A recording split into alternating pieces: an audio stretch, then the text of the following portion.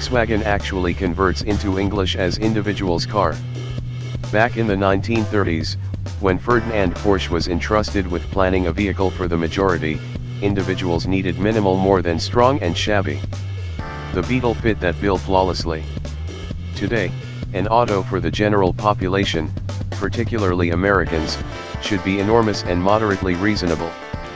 The 2018 Volkswagen Atlas nails those two visual cues, offering seats for up to 7 travelers at a beginning cost of $31,245. Meeting that fundamental criteria implies that VW likely has a business accomplishment staring it in the face.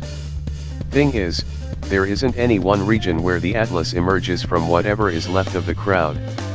From its styling to its powertrain, it appears that Volkswagen is substance to do the absolute minimum to make an aggressive hybrid, and in this as of now extremely swarmed commercial center that is simply not sufficient to be a Porsche pioneer.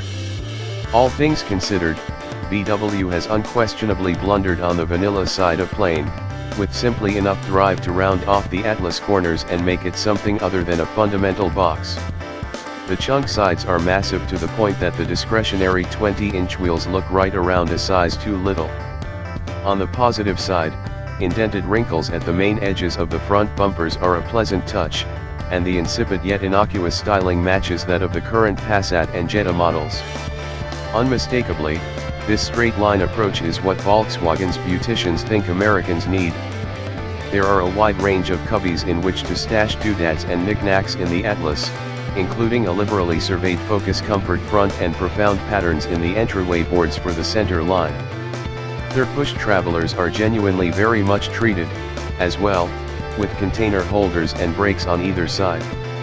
There's not too bad room in the path back. A 6-footer can sit back there for short rides without embracing his or her knees, even with another similarly tall traveler in the center column. 7 traveler seating is standard, or, for an extra $625, the center seat can be supplanted with twin commander's seats.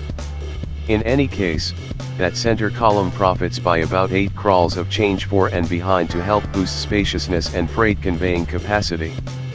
Getting into the third column is truly simple and doesn't require the adaptability of a yoga teacher. It might be somewhat harder to get arranged in the Atlas than an appropriate minivan, yet entrance and departure of VW's 7-seater is less demanding than most different hybrids. The lodge feels light and breezy, more so in light dark than dark, however raised perceivability endures drastically once the enormous third push headrests are in their upper position. Riders in the path back may need to make sense of an agreeable place for their feet, since the center column sits on situate tracks that are raised up off the floor. Indeed, even with its monstrous outside extents, the Atlas doesn't feel cumbersome from in the driver's seat. The hybrid's ride is tight, with firm damping that enables the driver to know precisely what the wheels are doing on the blacktop. The streets in Texas Hill Country experienced the ill effects of poor clearing, which made our drive of the Atlas louder than it presumably would be regularly. All things considered, the Atlas might be more discordant than the Highlander or Explorer. On the off chance that you can live with no extravagant thingamajigs like that digital cockpit, genuine cowhide seats, and a 12-speaker Fender-marked sound framework, the normal Atlas L is genuinely all-around prepared at $40,085 or $43,615 with the V6 motor and all-wheel drive. Lastly, the best grade cell premium that we tried rings the enroll at $49,415 and comes standard with the V6 motor and 4Motion. A portion of the conspicuous cost-cutting you'll see and feel in an Atlas may be worthy at the CUV's beginning cost of $31,425. Be that as it may, once the trim level ascents and purchasers are relied upon to spend barely short of $50,000, it all of a sudden feels offensive.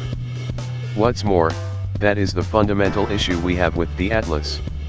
On paper, it's a contender with heaps of room, a sufficient powertrain, great driving flow, and an aggressive value point. The issue is that the opposition looks and feels a step better, both all around, and there's no genuine gotta have it factor tipping the scales for the Atlas.